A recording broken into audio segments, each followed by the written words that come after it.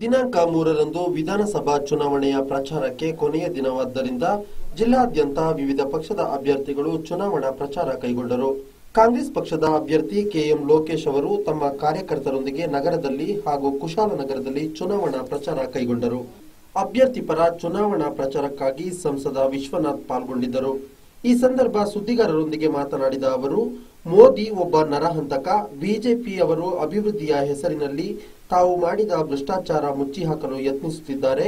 ಮೋದಿಯ magic ದಂಡ ಈ ಬಾರಿ ನಡೆಯುವುದಿಲ್ಲ. ಈ ಬಾರಿ ರಾಹುಲ್ ಗಾಂಧಿಯ ಮ್ಯಾಜಿಕ್ ನಡೆಯುತ್ತದೆ ಎಂದು ತಿಳಿಸಿದರು.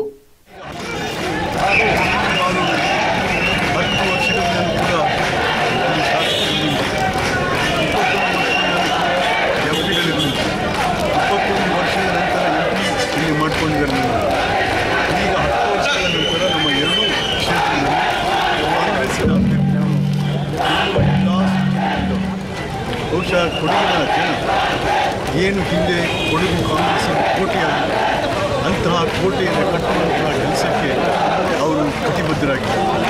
ಹಾಗಾಗಿ ಕೊಡಗಿನ ಹಲವಾರು ಸಮಸ್ಯೆಗಳನ್ನು ನೀಡುವ ಸಲುವಾಗಿ ಈಗ ಮಾಡಿರ್ತಕ್ಕಂಥ ಎಲ್ಲ ಎಲ್ಲವನ್ನು ಕೂಡ ತೊಳೆಯುವುದಕ್ಕಾಗಿ, ಶುದ್ಧಿ ಮಾಡುವುದಕ್ಕಾಗಿ ಕೊಡಗಿನ ಜನರು ಯಾರು ನಮ್ಮ ಶಿಸ್ತಿಗೆ ಹೆಸರಾದಂಥ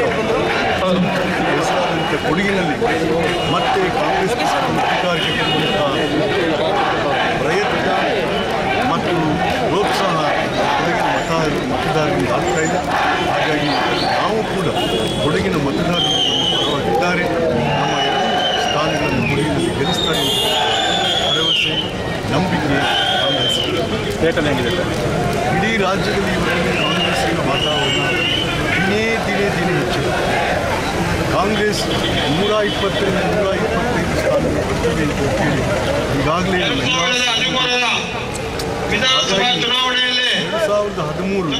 ಇದು ಕಾಂಗ್ರೆಸ್ಸಿನ ವರ್ಷ.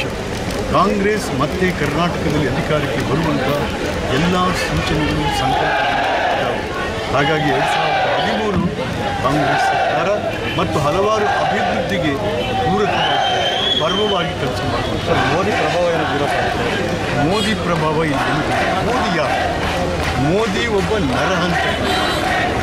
ಅವನು ಇವತ್ತು ಕೂಡ ಬ್ಲಡ್ ಸ್ಟೈನ್ಡ್ ಕೈ ಇದೆ, ಅವನ ಕರಾಳ ಮುಖ ಇದೆ. ಅವ್ರು ಏನು ಮಾಡ್ತಾ ಇದ್ದಾರೆ ಅಂತಂದ್ರೆ ಬಿಜೆಪಿ ಅಭಿವೃದ್ಧಿ ಹೆಸರಿನಲ್ಲಿ ತಾವು ಮಾಡಿರ್ತಕ್ಕಂಥ ಭ್ರಷ್ಟಾಚಾರವನ್ನು ಹೂತು ಹಾಕಬೇಕು ಅಂತ ಪ್ರಯತ್ನಗಳು ಏನೋ ಮಾಡಬಾರ್ದು.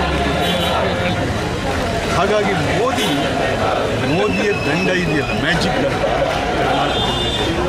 ಕರ್ನಾಟಕದಲ್ಲಿ ನಡೆಯುವಂಥದ್ದು AICC ಉಪಾಧ್ಯಕ್ಷರು, ರಾಷ್ಟ್ರದ ಯುವ ನಾಯಕರು ಆದಂಥ ರಾಹುಲ್ ಗಾಂಧಿಯವರ ಮ್ಯಾಜಿಕ್ ದಂಡ ನಡೀತದೆ.